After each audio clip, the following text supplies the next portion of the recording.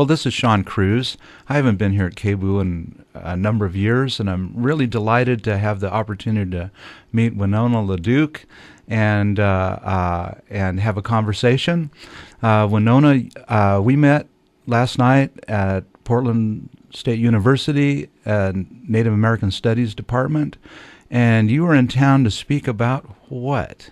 Hi there, Buju. I came in to talk about some of our work we're doing in our community, and I think I'm really looking at the idea of what communities are going to look like 20 years from now, 50 years from now, and how we look at making sure we're healthy. And, so I had the privilege of coming in. There was a bunch of people there. I enjoyed hanging out with the native students and with everyone else. But, I'm coming from my community over in northern Minnesota. We're in the middle of putting up a big wind turbine. I got to show some pictures of it, which one young Alaskan Native woman thought was the front of a bush plane. I had to explain that's a wind turbine. Yeah. And, how our community, which is, not one you'd bet on, don't got a lot of rich people, don't got a lot of, PhDs, but we decide we're going to take charge and try to do the best we can. So we're putting up a 75 kilowatt wind turbine, which just as a reference powers something about the size of a school. Fantastic. And how? Where is the reservation, and how many people live there? Okay, so I'm from northern Minnesota. Actually, I was raised in Ashland. I spent about 10 I years saw in that. Ashland, yeah. Yeah. And my folks still live there. And so I'm a big, I spent a lot of my life in Oregon, have a very soft spot for Oregon in general. So my community that I live in, though, is where my father's from, and that's between Bemidji and Fargo.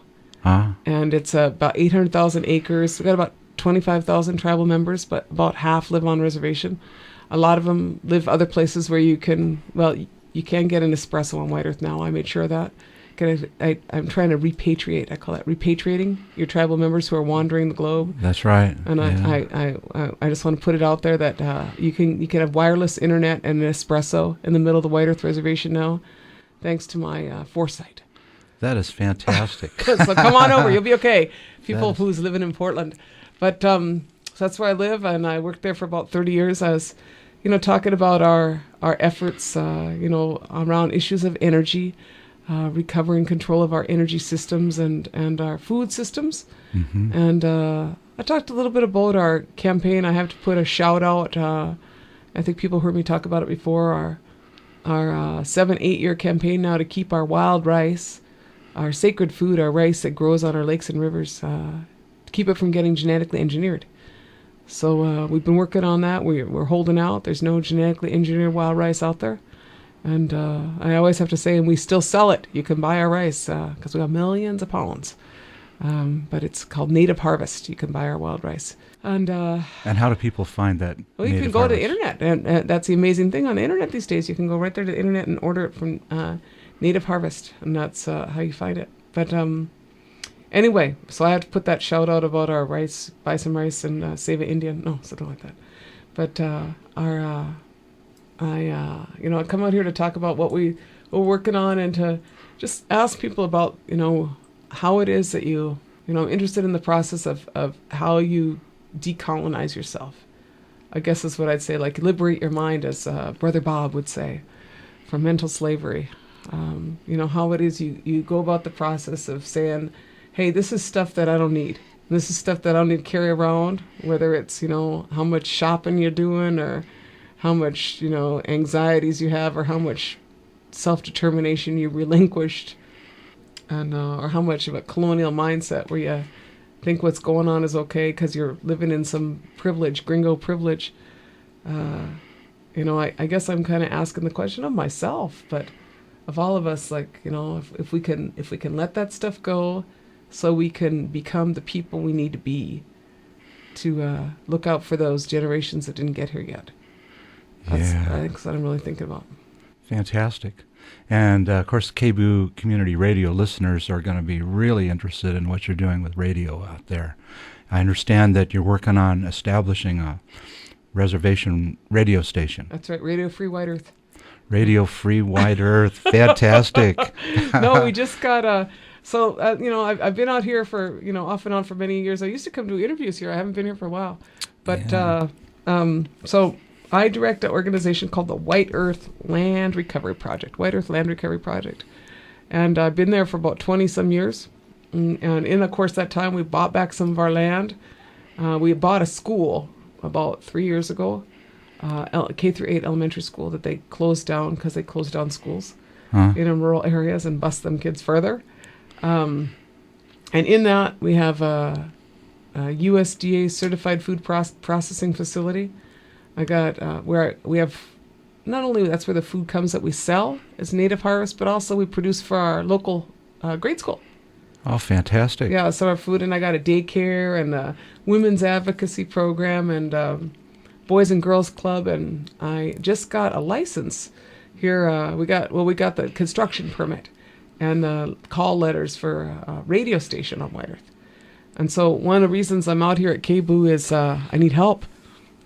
We have no idea what we're doing. I shouldn't say that. We're smart people, but I'm more of a print journalist. I'm a community organizer, and I am not a radio engineer. So it's technology help, Yeah. specifically radio engineer kind of help. Yeah, I need some radio engineering help. I'm gonna try to rummage together some equipment. Hopefully, we get enough equipment from a grant process. But I need some intellectual capital. Someone who might want to go to the third world country of the White Earth Reservation in northern Minnesota, and help a community build a radio station that would be the first Indian voice up in our area of the north. Now that's a challenge that I'm sure somebody out in the KBOO community is going to want to step up to and help with. Yeah, it's nice. I got a nice place for you to live, nice lakes, nice trees, nice wild rice, nice people.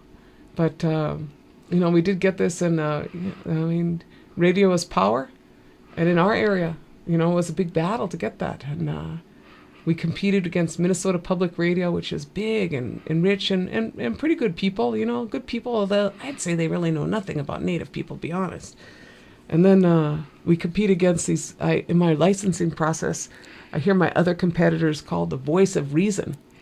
I said, who the heck is the voice of reason? I said, I've been telling my kids I was the voice of reason. No, the voice of reason is the Catholic Church. It turns out, did you know that was the voice of reason? No, I wasn't aware of that.